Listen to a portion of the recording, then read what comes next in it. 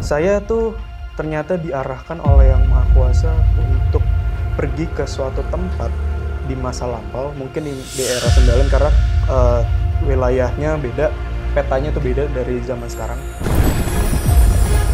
Jadi ketika kereta kuda itu saling berpapasan, ini jalurnya tuh ngepas gitu antara si kereta kuda sama jalur tuh ngepas, jadi kayak dua gitu.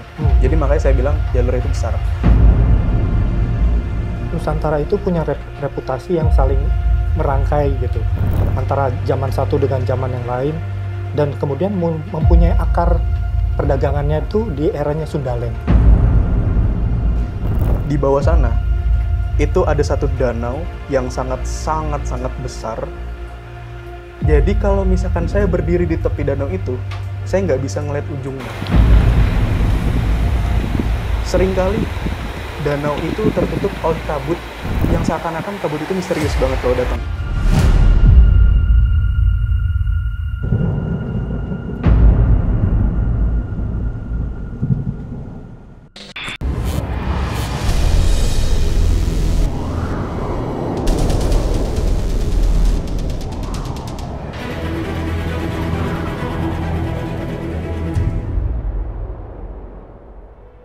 Assalamualaikum warahmatullahi wabarakatuh. Waalaikumsalam. Kembali lagi bersama kami di Time Travel.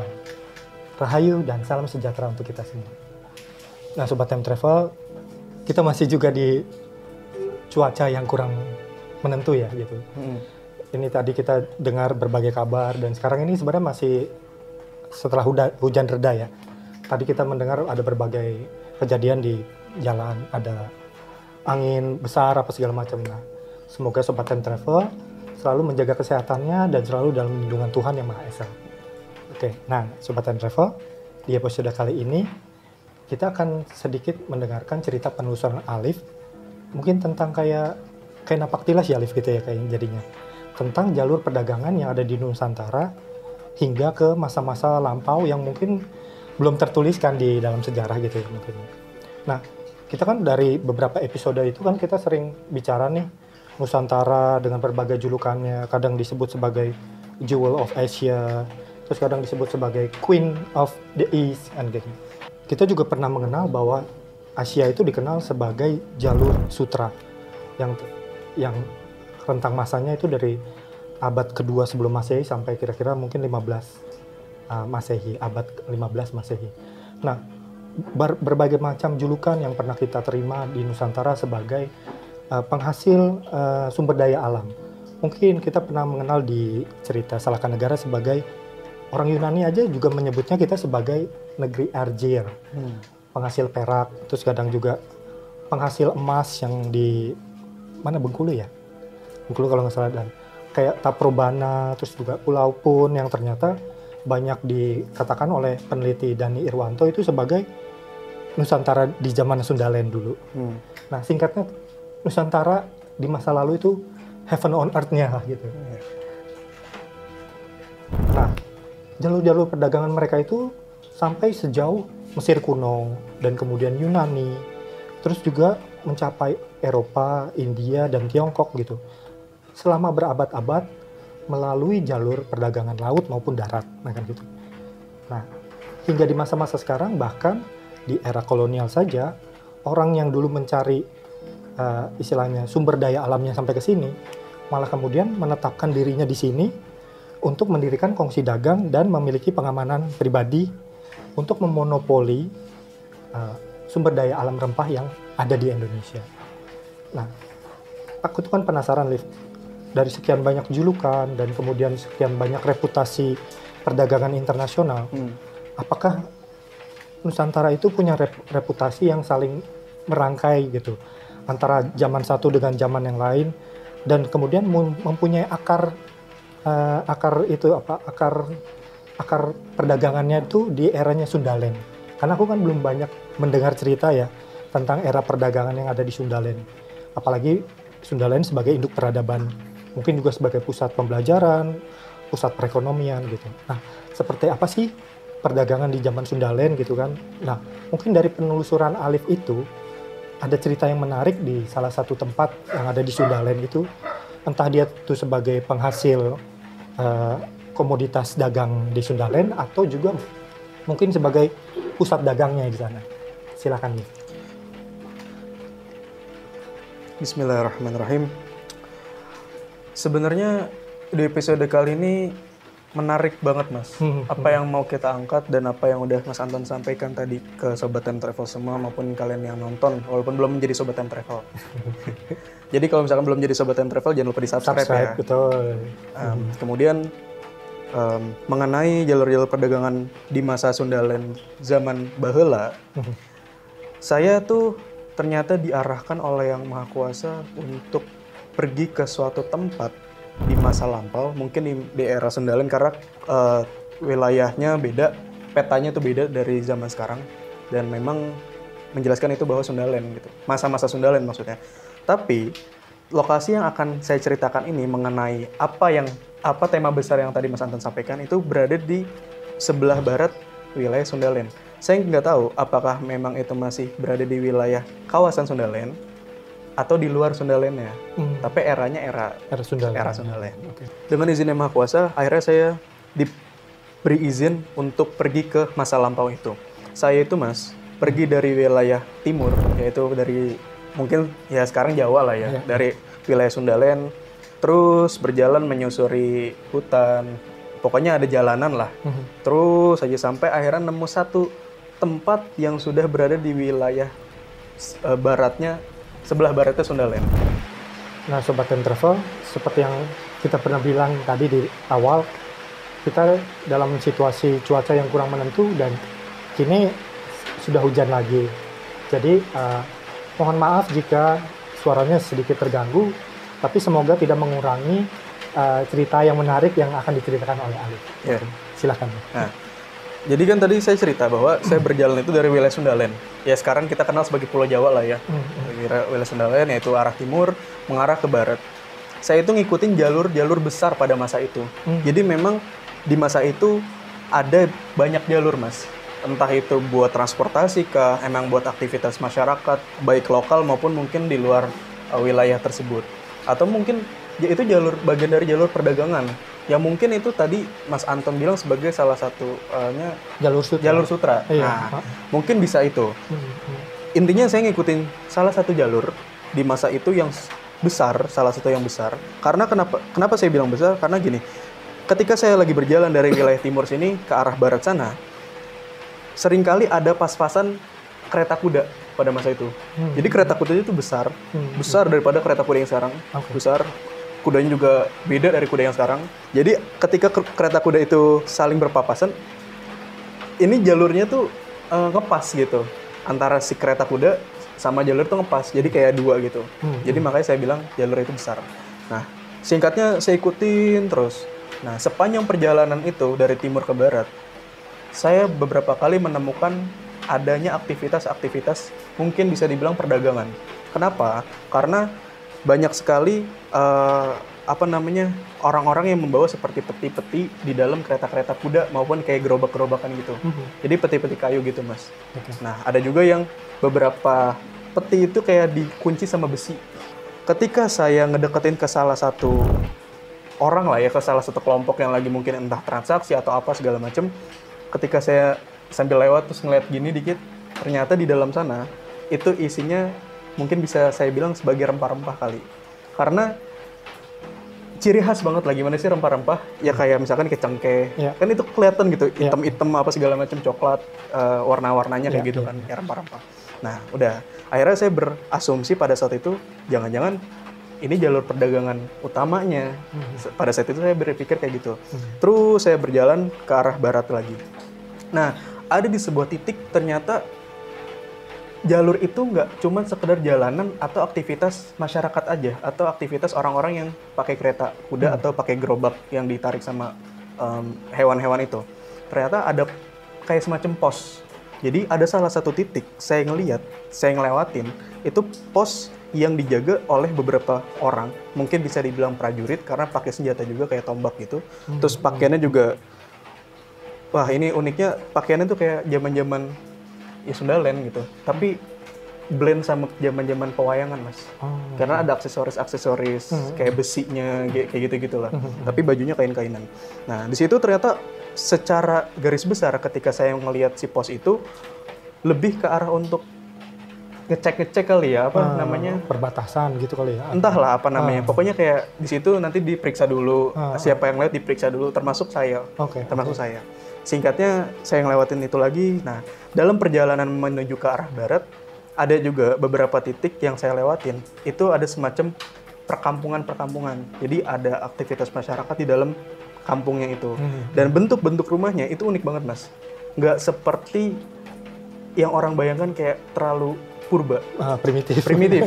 Ternyata enggak. Memang bentuk-bentuk bangunannya ada yang kayak candi-candi.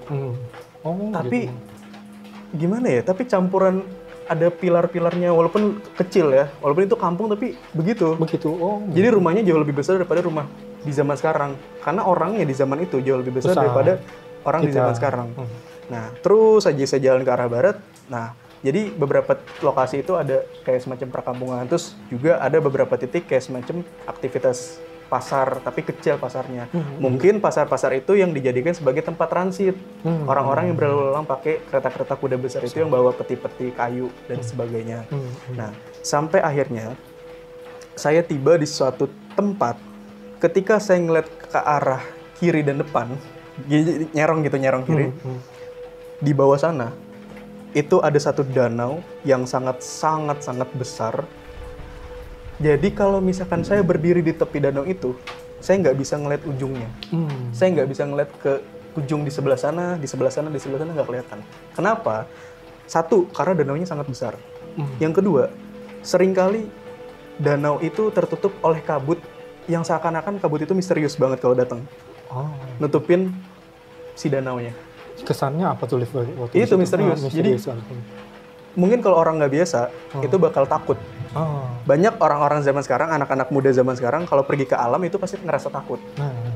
Wilayah danau itu didukung dengan dengan si airnya. Airnya tuh sangat tenang. Tapi di balik tenangnya itu kadang suka ada gelombang-gelombang airnya.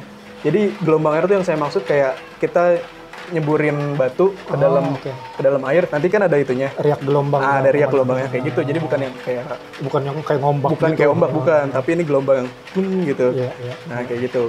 Nah, selain itu, yang menambah kesan misterius, kesan serem, kesan angkernya adalah kalau misalkan saya pada saat itu berdiri di tepian danau, itu seringkali ada angin-angin yang datang dari wilayah manapun. Dari segala penjuru itu datang anginnya. Nah, angin itu datang dari berbagai macam penjuru, Mas. Baik itu utara, selatan, timur, barat, dari manapun. Nah, mungkin kenapa angin itu bisa datang dari segala penjuru ya? Mungkin karena danau itu berada di suatu lembah itu, di lembah itu. Jadi kan atasnya kan lebih tinggi. Akhirnya angin itu akan mengalir ke tempat yang lebih rendah juga. Sama kayak prinsip air kan juga mirip-mirip sebenarnya. Nah, jadi kayak gitulah. Nah, singkatnya, saya jalan keliling ke danau itu walaupun jauh sekali, benar-benar jauh banget. Ya, ibaratnya bakal capek banget lah kalau kita pakai fisik gitu, fisik yang sekarang. Ada satu tempat di mana di tepian danau itu punya aktivitas. Nah, aktivitas itu juga nggak jauh beda sama aktivitas yang dari tadi saya lewatin, dari wilayah timur ke barat. Ada beberapa orang itu lagi melakukan transaksi, kayaknya sih transaksi, karena ada kayak pertukaran peti, ada yang ngasih sesuatu kayak kantong gitu, apa segala macam.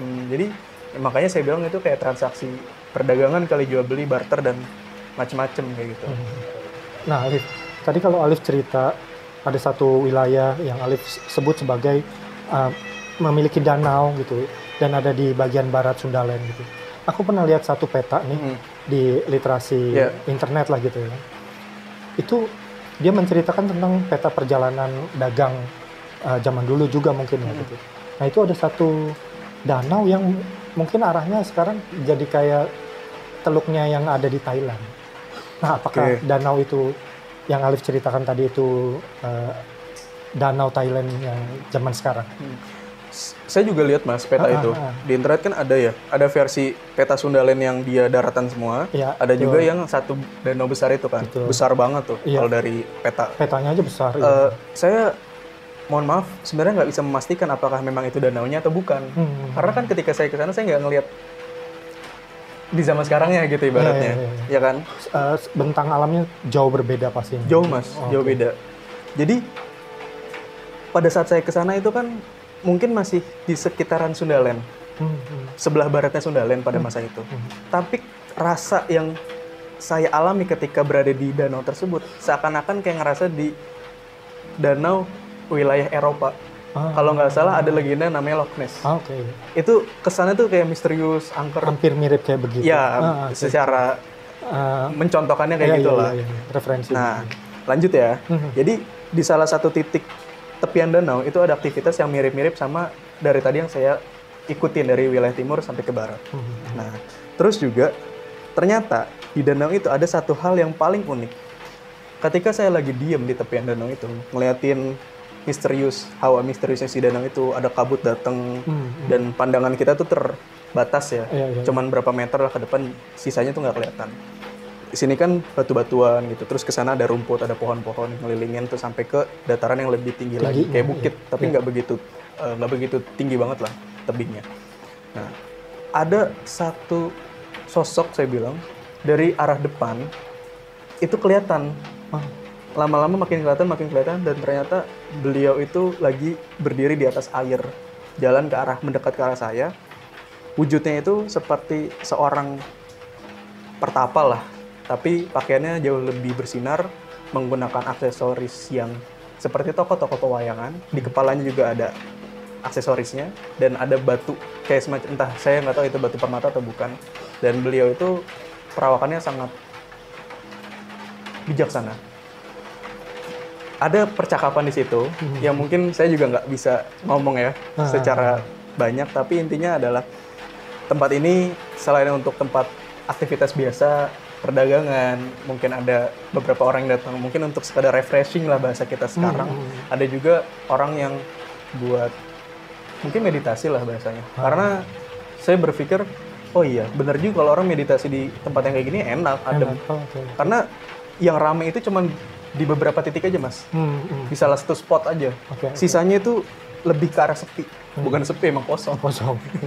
Gitu, kan saking luasnya wilayahnya. Liv, tadi kan Alif sudah cerita sedikit tentang gambaran satu spot di danau itu yang ada kegiatan orang itu.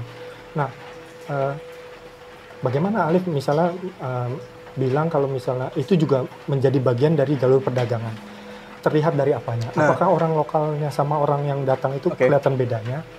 Atau ada komoditas yang dijual di situ? Gini mas, ketika saya lihat di saat itu, yang tadi saya bilang ada di sekitar tepian danau ada aktivitas yang mirip-mirip dengan yang tadi saya temuin tuh, berjalan dari timur ke barat.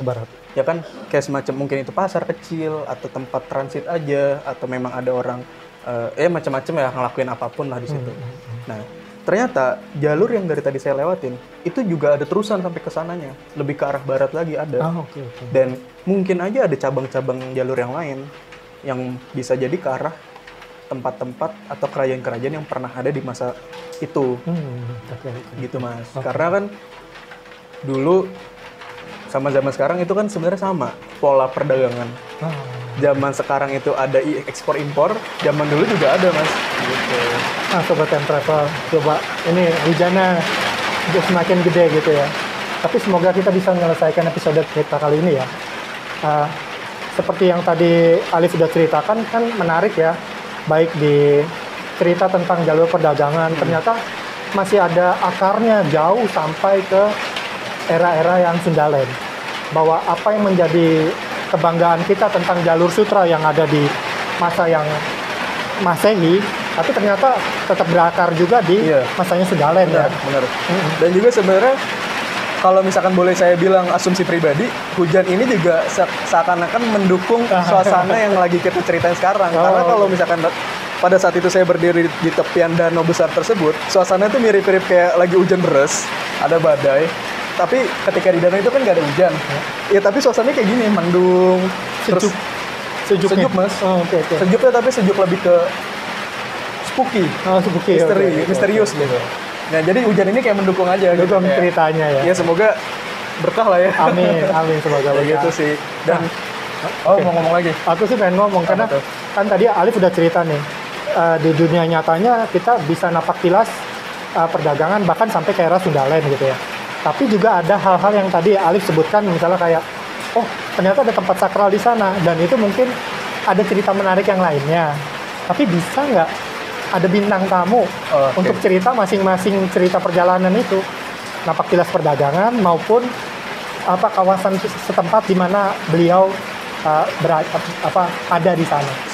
Sebenarnya insya Allah sangat memungkinkan untuk kita undang bintang tamu. Teman-teman semua yang mungkin diberi anugerah oleh Yang Maha Kuasa untuk bisa melihat, itu boleh datang untuk kita sama-sama pergi ke masa lampau dan menceritakan apa yang kalian lihat. Iya. Itu insya Allah sangat mungkin. Sangat mungkin. Karena gini, di masa yang saya datang ini tuh yang lagi dari tadi kita ceritain, mungkin ada kaitannya dengan masa-masa di mana tokoh-tokoh besar pernah ada. Oh, oke. Makanya tadi saya bilang, walaupun itu petanya peta era Sundaland, tapi kan Sundaland punya era yang sangat panjang. Panjang, Kita betul. cuma tahu bahasa Sundaland aja ya, Iya. secara penamaan sebuah lokasi, sebuah benua, sebuah tempat. Tapi eranya mungkin bisa belasan sampai puluhan ribu tahun. Dan di puluhan ribu tahun itu sepanjang itu pasti kan ada cerita-cerita menarik di dalamnya. Iya, iya, Mungkin di antara cerita-cerita menarik itu ada cerita dari tokoh-tokoh besar yang pernah kita angkat juga. Dan mungkin di episode-episode berikutnya kita angkat lebih detail lagi, lebih jauh lagi. Yang kayak tadi Alif cerita kan ada kayak pos itu ya. Ya, Mungkin bukan cuma jalur perdagangan doang ya. Mungkin di masa yang itu ada cerita yang lebih menarik lagi kali ya. iya Mas. Jadi yang tadi contohnya ya, yang tadi saya bilang di awal, saya ketemu pos yang ada prajuritnya. Jadi ketika orang datang ke sana kayak dicek-cek segala macam. Ya mungkin itu ada kaitannya dengan cerita Mahabharata. Karena pakaiannya tuh pakaian era Sundaland, era Gunung Padang, tapi ngeblend sama tokoh kayak era-era pewayangan gitu. Mungkin ada hubungannya dengan cerita Mahabharata. Apalagi kan kita pernah angkat mengenai persiapan menjelang perang Baratayuda. Iya. Itu baru part 1. Part satu, betul. Dan masih banyak part-part Iya, yang lainnya. betul. Mungkin dari tempat yang sekarang kita bahas, di episode berikutnya kita bisa mengembangkan dan menceritakan apa yang memang pernah terjadi di zaman dulunya bersama dengan bintang tamu. Oke. Menarik pastinya ya. Kayak karang itu nggak ada di sejarah. Iya betul. Sama sekali nggak ada di sejarah. Bahkan yang kita cerita tadi tentang napak tilas perdagangan aja, ternyata masih ada akarnya jauh ke eranya Sundaland. Iya. Jadi kejayaan-kejayaan yang kita rasakan di masa yang Masehi, kita punya jalur sutra perdagangan itu ternyata berakarnya jauh ke masa-masa yang Sundaland itu. Dan juga ternyata ada cerita-cerita lain juga yang di sana.